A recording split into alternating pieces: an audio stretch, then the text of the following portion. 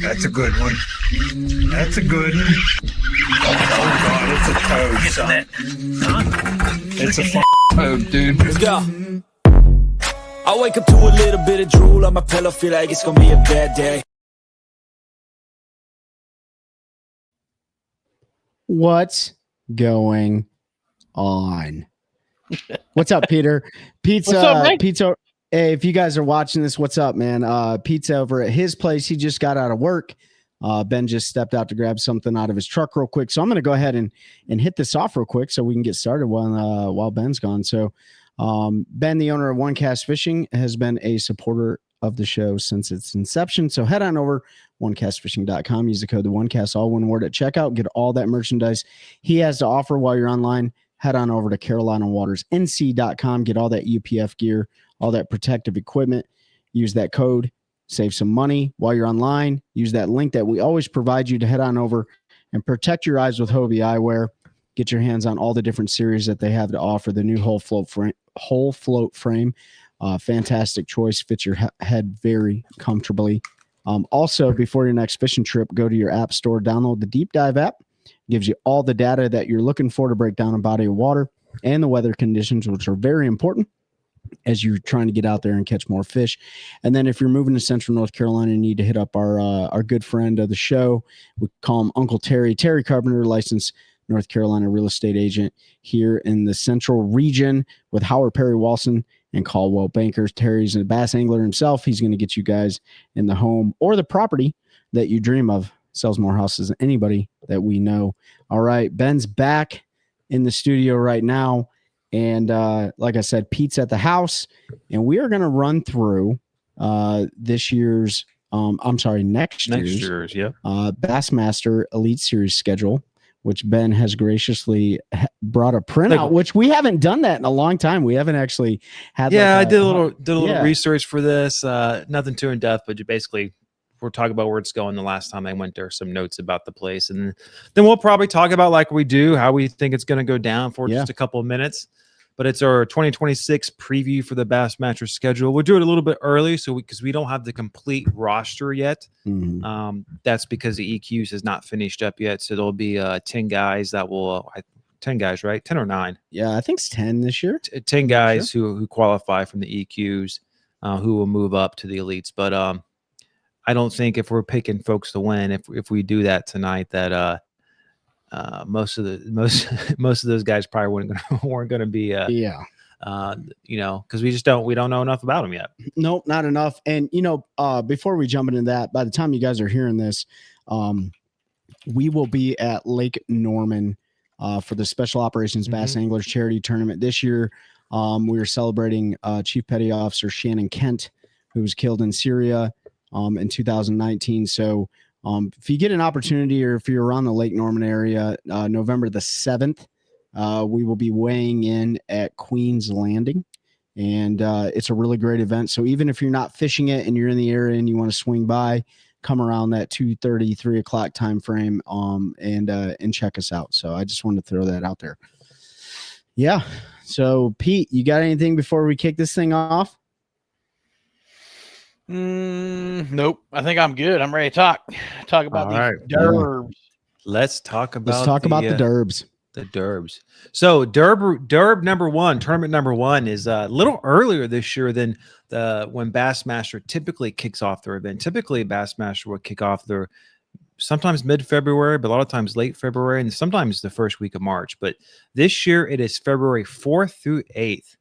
And they're going to be at Guntersville, Scottsboro, Alabama. And it is, I don't think we mentioned in the beginning, but I'm sure most of our listeners and watchers are familiar, but Bassmaster has opted to have some tournaments with forward-facing sonar and some without. And they did a coin flip a couple months ago. And their first event at Guntersville for 2026 is without forward-facing sonar. The last time the elites were there was 2022, and that was back in March. So they're about 6 weeks early this time. Matt Arey won that event with 74 pounds. Chris Zaldane was second with 72, and Drew Cook third with 70 pounds. That's going to be, so first and foremost, Guntersville Probably one of the best countries in the lake. A lake I've never been One of the to. best lakes in the country. Yeah, best countries in the lake. What the heck, dude? One of the best lakes in the country. That's so funny. Yeah, we're like 15 foot shallow. One of the best lakes in the country. Very healthy, filled with amazing vegetation. Part of the Tennessee River system, and I would much rather be shaking and moving in early February in Alabama than I would be staring at a screen doing forward-facing sonar stuff, because it's going to be cold. I think it's going to be really cold for those guys. Oh, it's going to be. I mean, this is northern Alabama, almost the Tennessee border. Like it's going to be cold. It's and even if they happen for practice or the tournament, have some warm days. Like it's going to be winter fishing. Yeah, for sure. Pete, I got a question for you on Guntersville. What do you think the number one bait for Guntersville is going to be in February? Yep. Lipless crank. 100%. 100%. Spot on. Yeah, Guntersville. They're going to start with they'll have some of that emergent grass, shell beds. They're going to be out there throwing a lipless. It's going to be a lot of fun. Yep. And so, the way Guntersville sets up, it's kind of like a river system lake, long. You can run up to the tail trace. So, you got ledge fishing there. There is some smallmouth. You can, the tail trace, but a lot of grass, a lot of eelgrass and all, a lot of shallow flats as well. I just think, that time of year, it's going to be pure winter fishing. So, like, we're not going to see guys going up trying to catch them, spawning. I think the last time or the time before they were there was a lot of frogging involved. I don't think that's going to play. I think 100% right. Ripping a lipless crankbait around grass, jerkbait around grass, and maybe some deeper fish that are, if they're still out holding out on the ledges and they haven't moved up and stuff, there might be a like a jig bite, like I think you're a cold water jig bite. Yeah. And no forward-facing sonar is going to completely change it. I think we've talked about it a little bit, and I've asked a couple of the anglers we've had on this stuff after, but I think this tournament is going to. I don't know if the final like winning weights or top 10 will be too much different, but the way it's going to be fished this time of year on this lake is going to be completely different than if they had forward-facing sonar. I think so. I mean, Pete, what do you think? You think that? If you guys remember real quick, just recently the Ultimate Angler Championship was on Guntersville, and Elite Series angler Tucker Smith won that event, $500,000 event. And, he found hard spots out there in the middle of the lake or in the lake somewhere. And he did most of his damage on a jig, dragging like a football head jig and stuff like that. But Pete, like this time of year or that time of year in Alabama, obviously winter weather is situational. But do you think that we're going to see anything that's like non-traditional with no forward-facing sonar that might play a role in them catching them? Anything non-traditional? Yeah. Man, no, I think it's going to be pretty straightforward winter fishing. Yeah. You're going to see guys dragging jigs on hard spots. You see the lipless play. You're going to see probably some guys jerk baiting. You'll see some guys have some success throwing like a big mag draft or something like that, slow rolling a big soft paddle tail. But I don't think you're going to see anything too crazy. I mean, guys can still go out there and catch them mid-strolling and stuff if those fish are deep. Everybody thinks you got to have forward-facing sonar to catch them on a minnow, but you don't. All you got to do is know where the fish are, and if they can find them on 2D and other technology, they can throw at those schools if they're out there offshore. But I think it's going to be pretty much what you expect it to be. They're going to go out there and whack them. Whoever's the best with a jig and a lipless is probably going to win that one. I think you'll see a chatterbait play too. Guntersville's a big chatterbait lake and stuff. I don't know if you'll see somebody run up to the tail race and look for smallmouth, but it probably wouldn't be a bad method. So I don't. Of course, I'm not familiar enough with smallmouth, and none of us are familiar really enough with smallmouth on these type of waters. Right. I know you guys have fished them up north, which is different. I imagine that they'll play. I don't know if it's like the Tennessee River where they have to be bigger, 18 inches. But That's something I should have looked in for my notes, but you know, that I'll plays look into while you're effect. talking. What's that? He's gonna look I'm while gonna you're. Yeah, okay. That's where we. Hey, you're our Jamie. Yeah. But smallmouth could play, and look, depending on the water temp, they do spawn earlier. So the smallmouth may be in a little or like little later phase than most of the largemouth. So that could play a factor as well. So The only thing I'm thinking about the water 15 temperature inch there. on Guntersville. Oh, it's Okay. 15. You know, when they're up there closer to the dam, you know, it should be. I don't know if they draw Guntersville down. I think they do the entire TVA deal. They draw it down for winter, and so you know, depending on what the water level looks like, could play a huge role in if somebody is targeting smallmouth.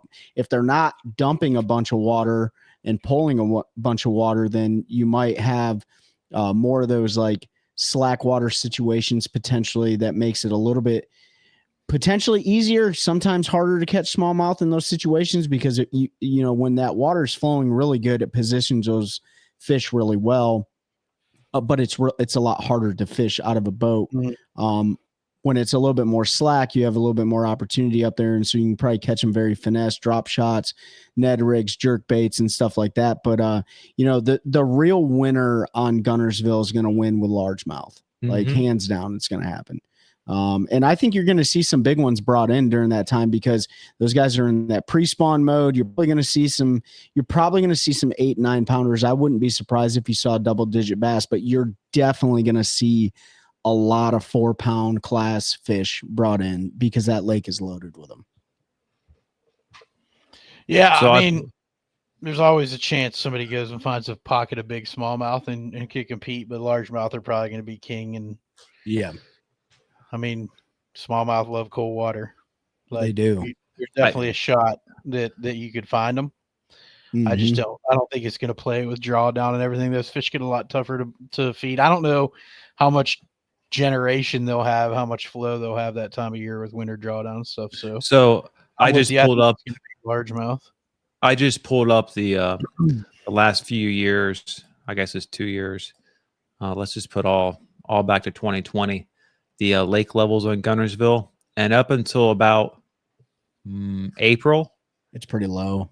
It's lower, and there's a lot more fluctuation. That's true. I mean, giant fluctuations, and that just deals with like winter, spring storms coming in, and all that. So, I think water level it's going to be rising or falling. That's going to be one of my favorite events on the schedule for sure.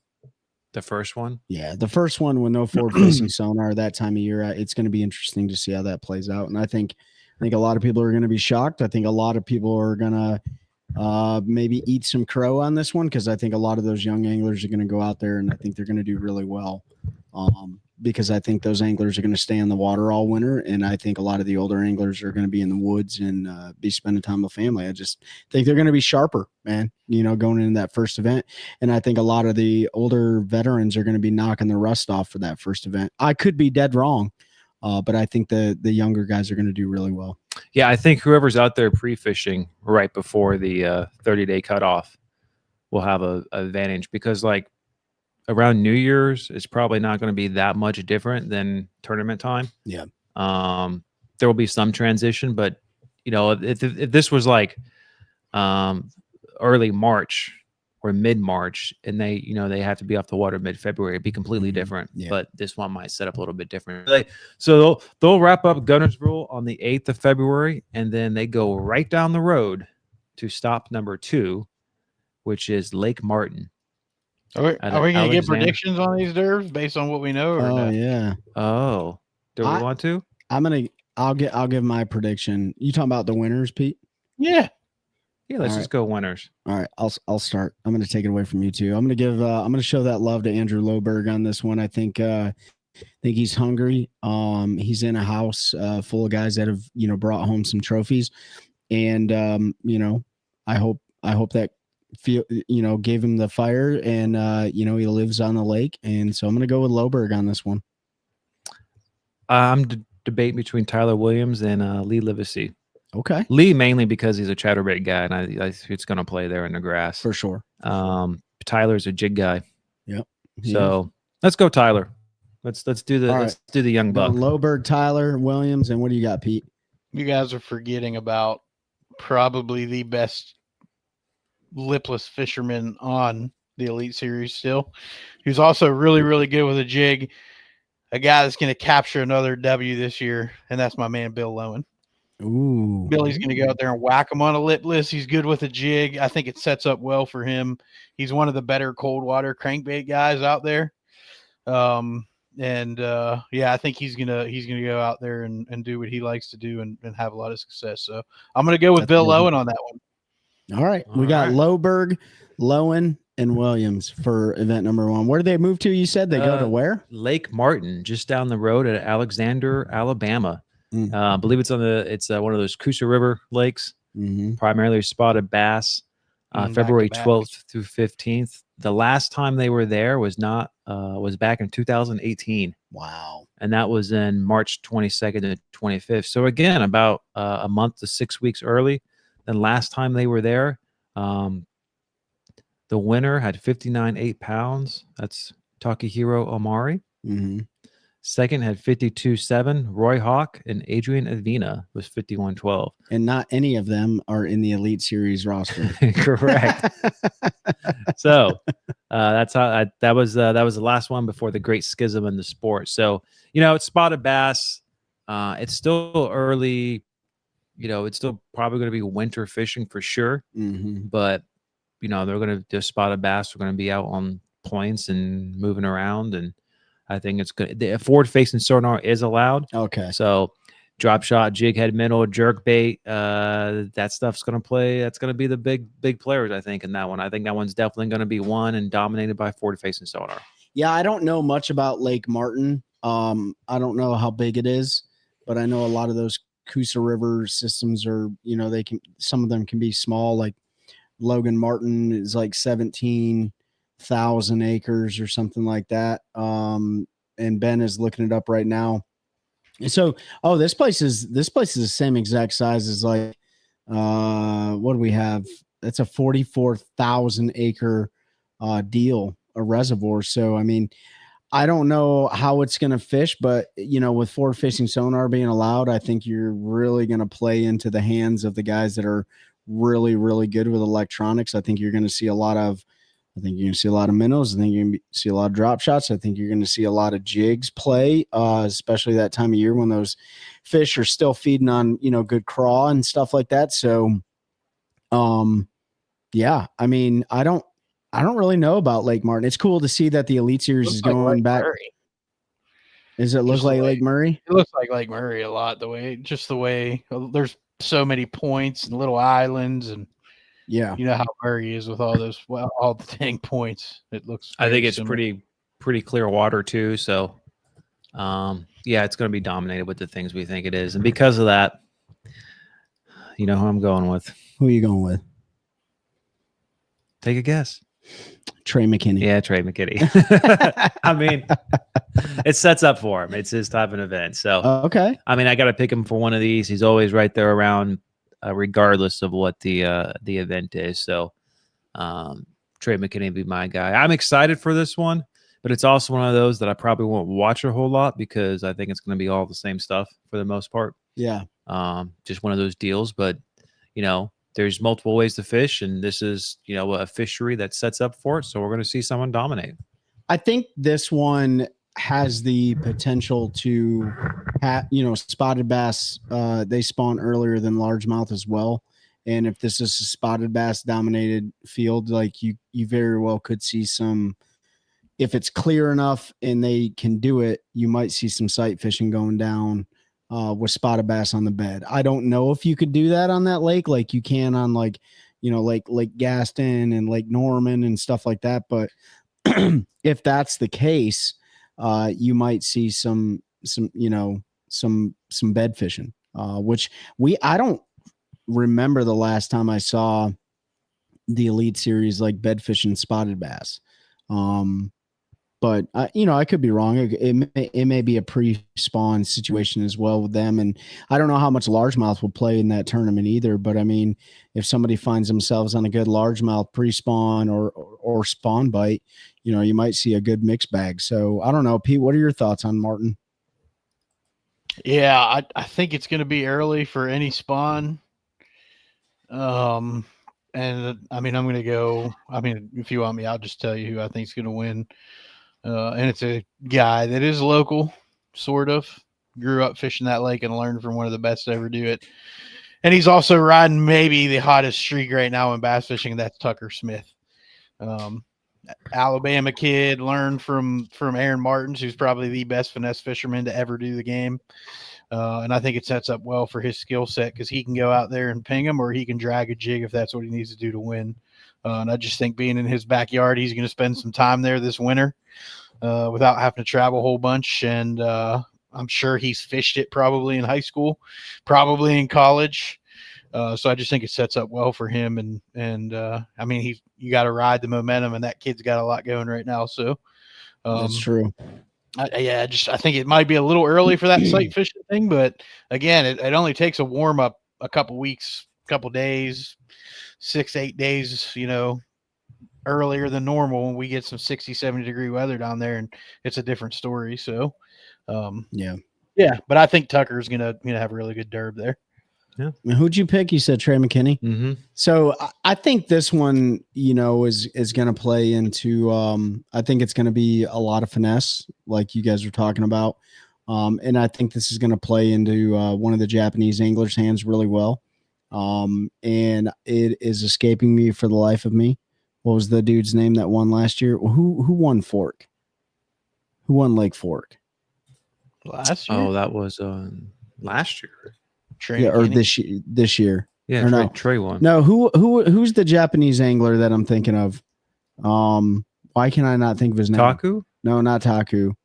Not Fujita? Yeah, Koya. Yeah, so I think Fujita, and I apologize to the audience. I had literally had a brain fart on that one, but Koya Fujita is a master at his electronics, and he is a master at finesse fishing, and they've done really well on every fishery pretty much that they've went to, and so I think Koya is gonna come into that one pretty hungry. He usually does really well at the very beginning of the year, and then in the middle of the year he kind of peters off a little bit, and then they come back strong in like the smallmouth events and stuff like that. So I think Koya Fujita is probably gonna, if there's anybody in contention for that one, I'm gonna choose him.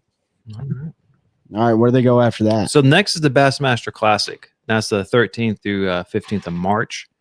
I say we hold off on talking about this one till we get a little bit closer. Hopefully, all three of us will be there.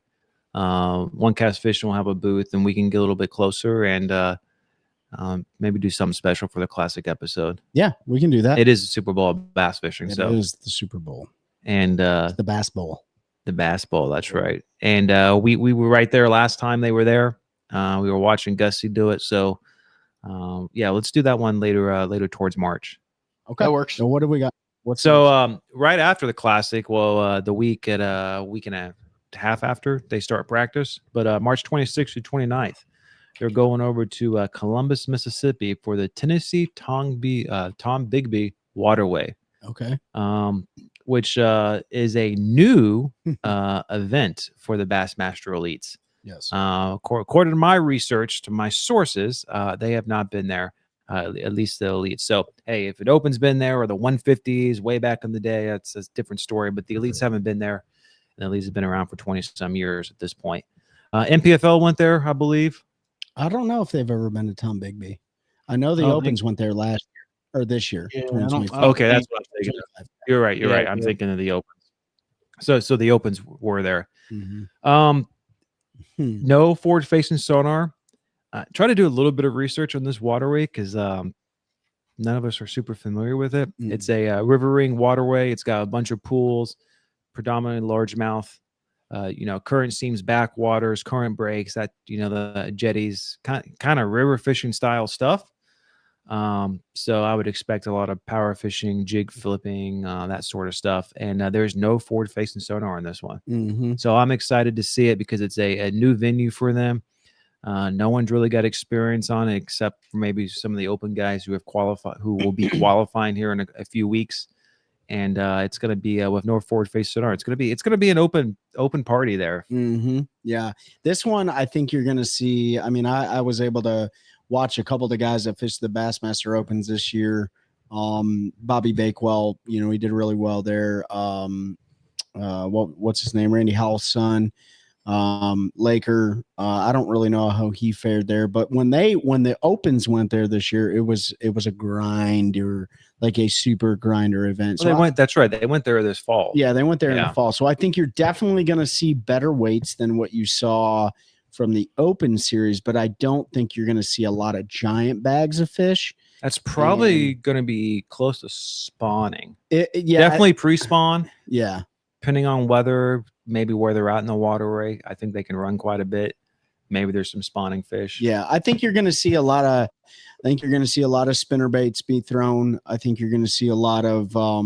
I think you might see some if it's captured on film, you might see some top water action. There is a lot of vegetation in that place. There's a lot of pads, things like that. So you might see some top water action. You might see some bed fishing. I think you're definitely going to see big blade, or not big, but I think you're going to see blades thrown a lot. And this one's cool because they haven't been there in forever or ever. And I'm curious to see how that one plays out. I think the Opens guys are going to do pretty well there. But again, it's a totally different time of year. So I don't know. Pete, what are your thoughts on the old Tombigbee River? Yeah, I think it just depends. They haven't shown what's going to be off limits or what's not. It could fish really big and it could fish really small. It just depends on how much of the waterway they actually let them fish. Because there's a ton you can access there, but I have a feeling some of the lakes and stuff they're going to cut off. So, yeah, it's going to be river fishing, swim jig, spinner bait, probably some buzz baiting if you can get them to eat it, maybe a plopper, Chatterbaiting. Yeah, all that kind of fun stuff. Flipping a jig, flipping a Texas rig. You got a lot of guys with a river experience are going to do well. Which there's quite a few of them. So it'll be a fun one to watch, I think. I'm going to go ahead and call Brian Schmidt as our winner on that one. Heck of a river angler. I think it sets up well for him doing a lot of what he likes to do. So looking forward to that one, though. Yeah. Who do I think's going to win the Tombigbee River? It plays into the hands of a lot of the veteran anglers. I think that, Pete, you picked Bill Lowen for Guntersville. I'm not going to pick him for the Tombigbee. I do think he's going to do well. But I'm going to go out here and pick somebody that's, they won last year. They didn't qualify for the Bassmaster Classic this year, but he's also a really good river fisherman. And, I'm going to go ahead and go with Brandon Polanek on this one. And that's just because he is so versatile, but there's no forward-facing sonar allowed. And he also is really good at flipping and finding shallow water fish. The first thing that Polanek does is he says, eliminate shallow water first. If you're going to eliminate anything, eliminate shallow. And I think he's going to attack this one with some aggression, especially because it's the event right after the Bassmaster Classic that he's not in. And I think he's going to be really hungry. So I'm going to go with Polanek on that one. This one's a tough one for me. Because like I said, I think it's going to be open. So I want someone who is kind of close from the area down there, Alabama, Mississippi time. Maybe has some time on it. Just a stud, Jordan Lee. Okay, Jordan Lee's a good pick too. I thought you were going to go with Scott Canterbury because he's a really good, shallow water angler. There's so many choices. I mean, yeah. There's so many choices. It's a crap especially shoot. The veteran guys, right? Like the Christies and the Lee Livisees and the Canterburys and so on and so forth. But, we can only pick 3. This would be a real interesting to see how the young guys do versus the older guys in this particular event. before we get Pete's prediction here, because it is no forward-facing sonar and there's very little of experience of anybody on it. Yeah, you pick. Who would you pick again, Pete? Brian Schmidt. Brian Schmidt. Oh yeah, that's right. Yeah, Brian Schmidt. Schmitty. Yeah, Schmitty. So, all right. So Tombigbee River, we got Brian Schmidt, we got Brandon Polinick, Jordan Lee. And then about a month later, April 16th through 19th, they go over a state. They go to, well, 2 states really, but they're going to the Arkansas River, launching out of Oklahoma, Muskogee, Oklahoma. It is forward-facing sonar. The last time they were there was in June of 2011. Oh, wow. And check out some of the top 3 names in this last event. So this was going to be 15 years prior. Tommy Biffle won it with 45-13. On a Biffle bug. Denny Brower, second. Oh, man. 45-2. And third was Aaron Martins, 44-1. Wow. I mean, you get some. Wow. I mean, we're going back in time here in the history book there. Yeah. But look, it's a lock river system. Mostly largemouth, I believe. That there be some smallmouth in there too, but river fishing in April, who knows? Yeah. I mean, that one's gonna be. I think you're gonna be able to. I think you're gonna see so much because there is scope allowed, right? Yes, scope is allowed. So scope's allowed. Forward-facing sonar's allowed, and I think you're gonna see everything done. I mean, I think you're going to see drop shots. I think you're going to see top water. I think you're going to see jigs. I think you're going to see crankbaits, chatterbaits, you name it, right? There's probably going to be guys out there dragging a Carolina rig through brush piles that are loaded up in that river somewhere. You know, like I don't know, man. Like that's Bass has a really cool schedule this year. Tombigbee, Arkansas River. Places that they just haven't been in such a long time or ever. And that one, I think is going to, that one's going to be a crapshoot for who the winner is going to be. It's almost like the Sabine River, right? So Pete, what do you think on the Arkansas? And before you pick, I will say good likelihood that it's a spawning event. I'm not 100% familiar exactly with generally when it hits there on the Arkansas River. Now I know a little bit north on like the White River system, so Bull Shoals, Table Rock. A lot of times at mid-April, going into May, the fish will stop spawning, especially smallmouth in the spots. So that can affect it as well. So I mean, it could be anyone's game. Yeah, I think you're gonna see a whole bunch of stuff. That's another one that I think experience is going to play a big role in there. And I mean, again, I'm going to go with a hometown guy, Jason Christie. I think it sets up for what he likes to do. If those fish are spawning, he's perfectly comfortable blind flipping, fishing blind spawn fish. He's one of the best with a spinnerbait in the entire elite series. I don't know if anybody else is better with a spinnerbait than that guy. So I think it sets up well for him. So, and he's probably got more experience there than anybody. I know he's filmed a lot of stuff over the last couple months on the Arkansas River, so he's been putting some time in down there. But it'll be a fun one, man. You're like you said, I think you're gonna see a little bit of everything from pinging a minnow to flipping brush. So, but I think experience is gonna go a long way in this one. Yeah, I'm gonna have to go Kyle Patrick for this one, just for the sole reason forward-facing sonar is allowed, and he proved last year he's a stud at picking spawning fish off on forward-facing sonar in the Passive tank. So Kyle Welcher. I mean, yeah, Kyle Welcher. Yeah, not Kyle Patrick. Yeah. Kyle Welcher. Yeah, so he's gonna be my pick. It's a good pick. So Welcher and Christie, and I'm gonna go. So if they're spawning. And we don't know if they will be, but I'm gonna have to go with DC. With DC. What's that? With a DC? Oh no, I'm gonna have the other DC. Oh, you talking about Drew? Yeah. Oh yeah. I'm gonna go with Drew Benton. Drew Benton, okay. Drew Benton. The other Drew. Yeah, not the Drew that fishes the MPFL too, but Drew Benton. I'm gonna go with him on this. Man, I really, you know what? Let me take that back. I'm taking it back. I'm gonna go with Livesey on this one. I'm gonna go with Lee Livesey on this one. Because he hasn't won in a couple years, and he is good with forward-facing sonar. People don't realize that, but if he pairs that with shallow water fishing, like he's very, very dangerous. Yeah, he's gotten his butt whooped on his home lake the last couple times, but I'm going to go with Livesey because I agree with Pete. I think experience is going to be a huge factor in this. And while he's not from there, like he probably has a lot of knowledge on how systems like that work. And so I think we're going with we're all going with 3 veteran anglers on this one. Yeah. And then once they finish that one up, they get about a 3-week break, and then they're coming to our neck of the woods, relatively close, for a back-to-back. And the first one is good old Lake Murray in Columbia, South Carolina. That is May 7th through 10th. That's gonna be a herring spawn too, isn't it, Pete? It should be. Yeah. Last time the elites were there about a month earlier, April 7th through 11th in 2024. Patrick Walters won that one. Matt Arey was in second, and Drew Bitton was in third.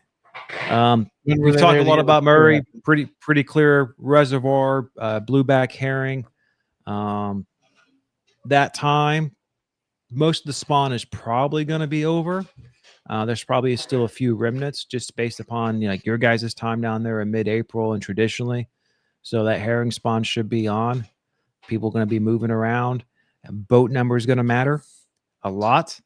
Because if you're first day 1, you're going to be last day 2, and you're not going to be able to hit that herring spawn. So someone kind of in the middle might have a better chance or something. But I think it's going to be an absolute blowout fest. I don't know if we'll reach a century belt because I think there will be a lot of post spawners caught. But I think low 90s is definitely doable. And I don't know how I'm going to go with. We'll just ask Pete again. Pete, lead us away. Who's winning Lake Murray? Oh, good old Lake Murray. Last time they were there in 2024, they were there at the exact same time. Patrick Walters won it with 93 pounds. Because I'm looking at the tournament results right here. Cody Huff second, 81. JT Tompkins 77 and third.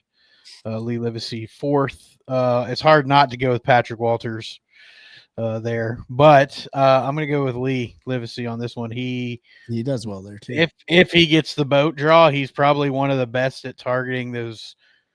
He has the patience, and he'll sit on a point all day when he finds the right fish. And he did it last time they were there. So I feel like it's going to set up well for him, and the guy's hungry. And forward facing helps a little bit, but it's not necessary like 100%. So it'll be a good derb for him. So I'm going to go with Lee. But there's again boat draw. This is a really hard one because boat draw is super important. Just to be able to get on the points because there's only so many. But they're going to be full herring fishing. And 96 pounds he caught last time, so we could see a century belt, but it's going to take mid-90s to win probably. Who'd you pick for that one, Ben? I'm trying to decide you here. Want me to pick? Yeah, go for it. All right, so this one I am going to go with Trey McKinney on this one. Okay. Forward-facing sonar allowed. Trey McKinney runs a Bass Cat. We know they're one of the fastest boats on the water. Again, boat draws everything. He's done well there in the past. I don't know his standings there, but I know that he had a camera. He is, I'm going to go with Trey McKinney on this one, man. I agree with Pete. I don't think forward-facing sonar plays that big of a deal. But if you're not able to get on one of those herring points, spawning points, you got to have a backup plan. And I think he can do it. So I'm going to go with McKinney on that one. I think I'm going to take the easy route out here and not save him for the next one. But because either lake you go to in South Carolina, you got to choose Patrick at some point. Okay, so Patrick Walters for Murray. So Pete's got Livesey, you got Walters, and I got McKinney. Okay. And I bounced over to Santee, right? Yeah. The very next week they bounced over to Santee, which is May 14th through 17th. Oh man. They were there a couple years ago. It's become a routine for Bassmaster and these national tours to go to Santee Cooper. Massive, pretty shallow body of water. The grass is there, but it changes. Cypress trees. They should all be post spawn at this point. Who knows? Maybe there's a spawner or two left, but mid-May should all be pretty much post spawn. So I think getting out there in the grass and chasing out there on is probably going to play pretty big. I could see a century belt at this one, just even though it's a week later and a lot of post spawn fish, Santee's got, I think, bigger fish than Murray. You know, potential for a bigger bag. So, I could see maybe a century belt coming out of this one. Open anybody. I think. Who am I going to take on this one? There's no forward-facing sonar allowed. Correct. No forward-facing sonar. So that does change things a bit. Yeah, I think I'm going to go Matt Robinson.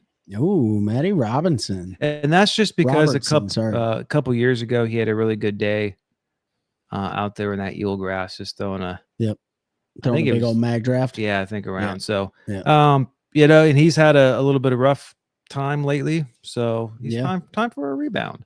Pete, what you got for Santee? Yeah, Patrick Walters. He's going Patrick Walters again. Yeah, I mean, how do you not pick him on Santee? He I almost guarantee he's got more time on that lake than anybody else fishing this tournament. And we know he can go out there and catch him pretty much regardless of the weather conditions, because look what he did in the MPFL when it was absolute trash. Yeah. The year they went there, he knows the lake well, and I could have easily picked him to win these ones back to back, just because he's good on both these lakes. But I feel like again, local knowledge and experience is going to play, because it's going to be.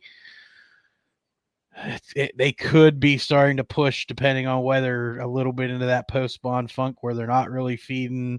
The bite gets a little bit tougher. Just looking at previous year's tournament results, they've always gone a lot earlier, usually in March or early April to mid-April. It's a little bit different time of the year for them, but I'm going to go with old Pete Wald on this one. Okay. You know, the MPFL went there in 2025, and, Jason Christie ended up winning that, but that was a pre-spawn deal.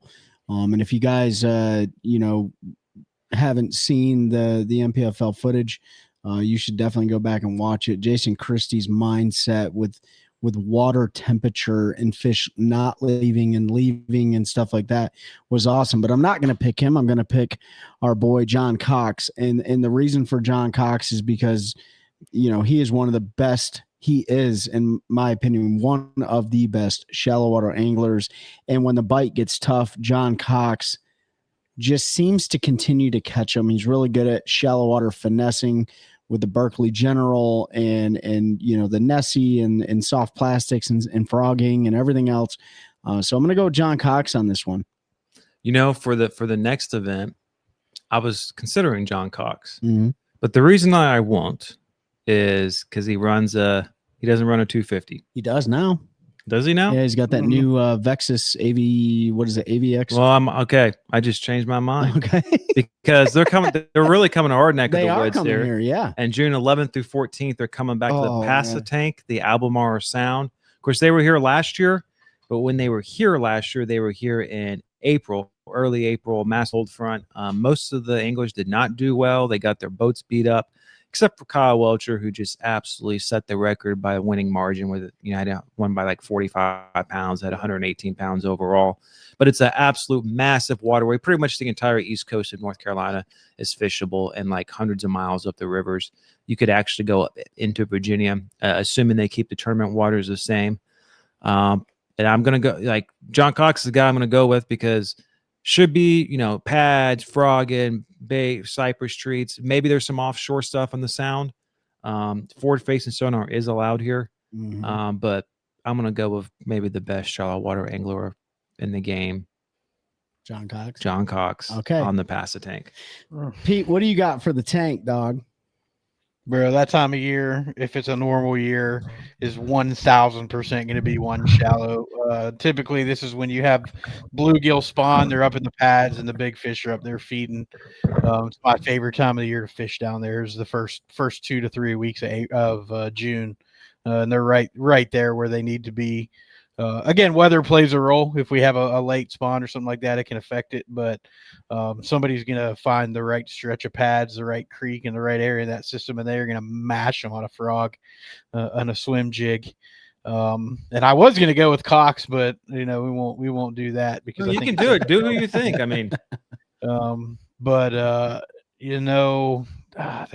a lot of guys that can catch them shallow. You know what? I'm gonna go with one, and a lot of people are gonna be happy to hear this. And it's a guy that's been fishing for a long time, and I think it sets up to where he can finally hoist a blue trophy. And I am gonna go with G-Man Gerald Swindle. Up there frogging, flipping, doing his thing like he would do on Guntersville. I think he's just it's a lake that sets, or a water, I shouldn't even say a lake, a system that sets up where he can have some success. He's had a lot of success in his career fishing that way. So I'm going to give G-Man a bone there. There's a lot of guys I could pick. You know, Seth Feider is another one I was considering, another guy that sets up well forward. I'm going to go with G-Man because love him or hate him, I'd like to see that guy win one before he hangs it up. Yeah. And it probably won't be too long. I'm going to go completely opposite of you guys. I don't think it's going to be one shallow at all. And I don't think it's going to be one in the pads. I don't think it's going to be one like that. I think it's going to be won by a guy like Jay Shakir. I think it's going to be one with scope since it's allowed. And I think it's going to be one on cypress trees and in offshore structure. Maybe not out in the sound, but I think it's going to be one with a guy that can figure out where those 6+ pound, either pre or post spawn, depending on the situation, largemouth are hanging out before they move up. And so I'm going to go with Shakir on this one. I think he's going to win it out of the Chowan. You know what's funny about this tournament? You could have a guy kind of fishing offshore, close to the sound and mouths of some of the rivers, and you could have a guy right there with them, like in the backwaters, hundreds of miles away. For sure. Yeah, so, yeah. I mean, there's no, because if you find those big fish in a certain area, that's God knows where, right? Yeah. You're going to have it to yourself pretty much. Only takes 20 bass, right? Exactly. But yeah, I mean, but you could skunk yourself offshore too. I just don't. I just, you guys are talking shallow, and I'm not saying deep. What I'm saying is not up on the bank, right? And just because these guys seem to always figure it out with forward-facing sonar, you're right. The bank. They do. So I'm gonna go with that. Jay Shakir did really well there this year. He obviously was nowhere near what Welcher did, but I got to see what some of the stuff he was doing, and it was pretty amazing how he was targeting those fish. So I'm gonna go with Shakir, man. Yeah. And after that one, and we should try to go over this year. It'd be June, so it'd be a good time to go over. Yeah, maybe do some fishing. Because that is the right time to do it. Oh my gosh, it is so the right time to do it. So not right after that. Then they take basically a 2-month break. They get their summer vacation, and then school's out for the summer. Exactly. August 13th to 16th, they're up in Plattsboro, New York for Lake Champlain. Okay. They were there in 2024. Oh, I already know my pick for this one. Yeah, I think. Yeah. Well, I don't know which CJ you're talking about. No forward-facing sonar though. So clear natural, largemouth, smallmouth, because there's no forward-facing sonar. Maybe largemouth play a little bit more in what's it up by Burlington, the Northeast? What do they call it? Is that Thousand Islands area? Oh, or is that St. Lawrence? You talking about Ticonderoga? Yeah. Ticonderoga. Yeah. So, this one with no forward-facing sonar, we might actually finally get to see again the old school 2D pinging a minnow or drop shot. Possible, with the 2D. It's possible. Video game fishing the old school way. But without a forward-facing sonar.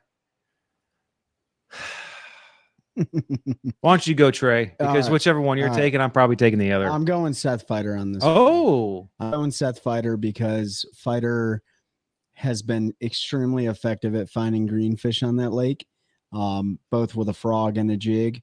And if I wasn't gonna say Ike and Ellie, I'd say Feider, right? And I'm saying Feider on this one. He understands that fishery. He gets it. He knows how to hit both the brown fish and the green fish. And, he's got an extensive amount of history there. And I would love to see him win Champlain. Who do you got, Pete? Are you taking any of the CJs? CJs? No, because if you're not, I'm going to take A. Johnson. I don't know which Johnson.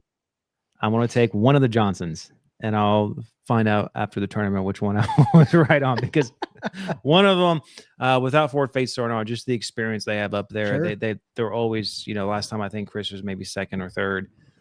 So one of the Johnsons they're going to be up there probably in the top 10 regardless. So you can't go top wrong 4 with it. last time they were there were Brian Schmidt, Keith Combs, Chris Zaldane, and Seth Feider. I am gonna go. Man, that's a tough one. And I'm gonna go. When are they there again? August 13th to 16th. Brian Schmidt's gonna win another one. Okay. He already won up there. He already He's won up double? there in July, so a little bit later in the year. But no forward facing back then when he won. He won, if I remember correctly, with mostly largemouth, and he was doing some different stuff than what most people were doing. Some Potomac River secrets he was throwing up there on Lake Champlain, and caught a bunch of largemouth. So I'm gonna go with Schmidt again. I just, again, he won last time they were there. He won it, and it sets up well for the way he likes to fish. Okay. But Seth Feider would have been my second pick. You're absolutely right, Trey. He's been right there every time. He had, what did he have last time? 76-14 last time. So just a pound and a half he lost by to Brian Schmidt. So he was and right he was there. competing against all those boys with, I mean, he was using forward-facing sonar, but he 21 was 21. It was there, not as prevalent, but yep, you're absolutely right. Right. Yeah. So John, one of the Johnston brothers, Seth Feider and Brian Schmitty. So Schmitty winning too this year. Then last one. Last one, stop number 9. And feel bad for the folks who don't live up there because they have a week off before they start they have one of those, it's not back to back. So they have a week off and they're going over to the St. Lawrence River, which is now a staple on the elites and all the national pro circuits. So, last time they were there was 2024. Chris Johnston. Yeah. So, I mean, we know what happened there. That is the AOY event. So the winner is automatically in the classic.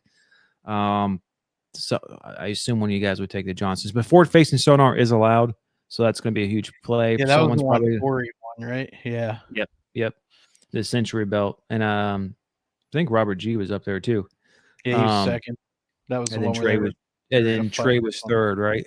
Is that the one that they were? Fourth.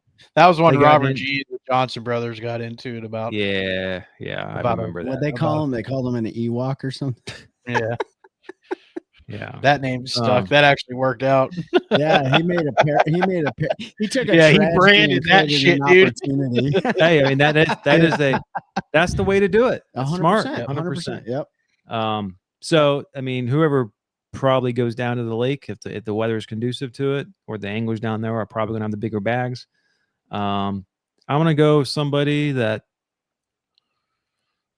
is good at forward-facing sonar, but you haven't heard a lot about for the last couple of years, but that's Cody Huff. Oh, yeah, okay. There you go. All right. Yeah. I could see that for sure. What do you got, Pete? I want you to go next. Okay. Well, I am going to go with Robert G on this one. I think he needs some revenge from what happened last time. I think he learned a lot of lessons. That you gotta send it. I think there's going to be controversy in that one. I think there will be. I think there'll be some controversy. But I'm going to go with Robert G, man. I think his house works well together. And if I wasn't going to pick Robert G, I'd pick, like Logan Parks or something, but their household works good together, works well together. And I think they're going to break that place down even more than they did last time. And so I'm going to go with him. I'm going to go with Mr. G. What do you think? Mm-hmm. We don't know any of the rookies, by the way, coming into this. Taku, yeah. You're going to go Takumi Ito? Taku's going to win another one. He won there in 21, I think it was. Okay. That was when he called it Smallmouth Disneyland. I don't know. If he can get on the lake, I don't think there's anybody better catching those dang smallmouth and good ones. So I'm going to go with Taku. And he's always secretive, but he was really secretive on that event. Oh, super secretive. But now he sold $7,000 cajillion worth of his bite powder. Since he branded it, put it into a dang thing. Everybody and their brother up there got 97 bottles of that crap floating around their boat. I only got 6. Well, it's a pretty staple place for the Elite Series to end. Yeah. They always get a great showing there. The crowd is amazing. They got a really cool schedule for the 2026 season, but we can't end it there. We need one more projection from each of us, and that is who is going to win Angler of the Year. Dun dun dun dun Dun dun dun. All right, I'll go first. If you want to do it, we'll let Trey. Oh, you want to go first? Make it ahead. I mean, I'm going to put it out here. It's hard to stay on a heater for multiple years, but look, Trey McKinney's been right there for 2 years straight, and if it wasn't for some bonehead rookie mistakes, he probably would have had one by now. But it's he's going to have to really prove me wrong by not being consistently top in the standings for me not to be able to pick him for an AOY. Okay. All right. I'll go and then you go, Pete, and then we'll wrap it up here. So because of the changes this year, with scope being 60, 40, 40, 60, however it plays out, I am going to pick John Cox for Angler of the Year this year. I think Pete was going to do the same thing. John Cox is a sleeper cell. If you watch him on the MPFL side, if you watch him on the Elite Series side, the guy is always there in AOY. He may be top 10, top 5, but I think this year is really going to play to his advantage with the multiple river systems they go to, the fact that there's no forward-facing sonar allowed, the fact that there's so many things that play to his favor. So I'm going to go with Mr. John Cox for AOY. Pete, what are you thinking? Just looking at the schedule. I know we can, but looking at the schedule, the way it sets up, where they're fishing and when, I'm going to go with a repeat of our 2021 AOY winner, Seth Feider. Seth Feider. I think if you look at the overall season, and the way it goes, it plays very similarly to when he won it in 2021. A lot of events doing what he's good at, and I think he's going to be extremely consistent this year. Again, a little bit of a rebound year for him. He had a couple of rough derbs, and I think he's going to make up for that. And we got to knock the Canadians off the pedestal, so I'm going to go with Seth. I think this year's going to be. I don't only think this year is going to be a year that the younger class proves themselves to be able to fish without forward-facing sonar, but I also think that this year is going to be a year that lights a fire underneath a lot of the veteran anglers. And I think you're going to see that because everybody that got kicked out of the Elite Series this year that didn't qualify were all veteran anglers for the most part. And to keep their dream alive or to keep their career alive, they know that this has got to happen. So I think from both ends of the spectrum, you're going to see the youth and the veteran anglers. I think there's going to be a lot of stiff competition this year. That's just my thoughts on it. I think that's probably true. Awesome. So it's going to be a great year. No need to watch it now because we just told you what's going to go down.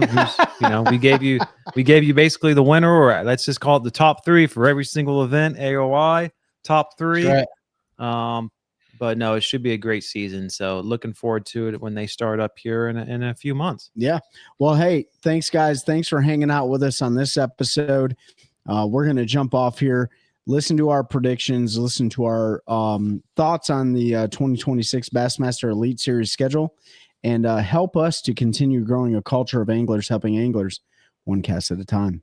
That's a good one. That's a good one. Oh, God, it's a toad, son. It's a toad, dude. Let's go. I wake up to a little bit of drool on my pillow, feel like it's gonna be a bad day.